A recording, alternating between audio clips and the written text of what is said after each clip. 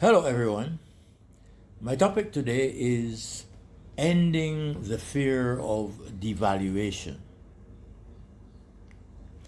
The populations of almost all the countries of Central America and the Caribbean live with an abiding risk of devaluation of the international value of their incomes, their homes, their bank balances, and all their real and financial property.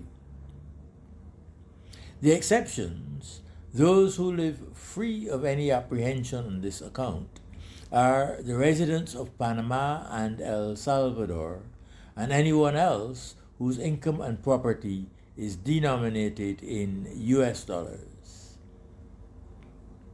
For better or worse, the US dollar is the world's common standard of value, in much the same way as the Greenwich mean is the world's common standard reference for the time of day. Panama and El Salvador have no domestic currency. All incomes and all wealth is denominated in US dollars. The prices of oil, food, and other internationally traded goods may rise, reducing the spending power of their incomes, but the effects will not be aggravated, as might be the case elsewhere in the region, by devaluation of a local currency. In the absence of global effects to which all nations are subject, there is no risk to their net worth or the purchasing power of their incomes specific to their countries.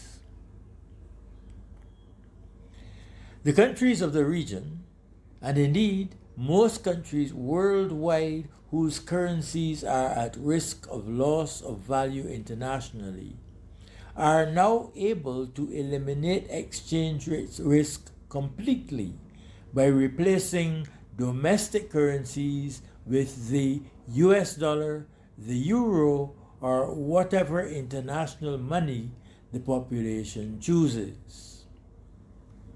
All that is needed is for the country's central bank to use US dollar balances held in reserve at the Federal Reserve Bank of New York to retire all the local currency notes and coins that are outstanding at the current market exchange rate for the local currency. Most central banks hold foreign reserves well in excess of what would be required for that exchange. There is no call on foreign reserves to redeem the local currency deposits at commercial banks. The depositors will be more than happy to have their balances revalued from local currency to US dollars at whatever is the prevailing exchange rate, and to leave the US dollar balances on their bank accounts. The banks will be able to accommodate this change by converting all the credit they have offered to customers to its value in US dollars at the same market rate. As both loans and deposits are converted to US dollar equivalents simultaneously, there is no material change in any bank's balance sheet. The main impact of the complete retirement of domestic currency would be on central bank financing of public sector deficits. The central bank would no longer be able to offer credit to the public sector without regard to the total amount of financing made available to the central bank itself by commercial banks. A central bank that issues a local currency faces no such constraint.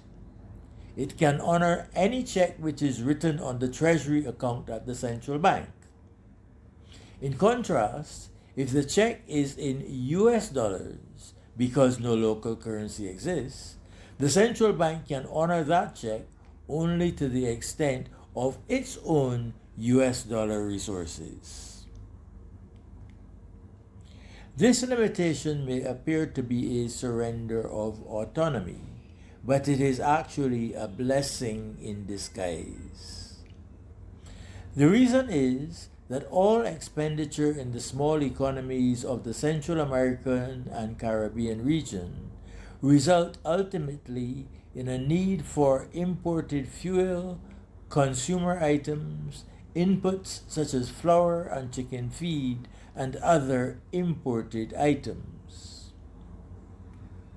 Because of this, any amount of additional local currency credit the central bank advances to the public sector will eventually cause a loss in the foreign reserves held by the bank when that money works its way through the system and the time comes to order imports. The implication is that the central bank should lend only in small amounts and for short periods to avoid putting serious pressure on the foreign reserves with the risk of a devaluation of the domestic currency. The problem with an own currency is that there is no way to guarantee that government will respect the limits of prudence in its borrowing from the central bank at all times and in all circumstances.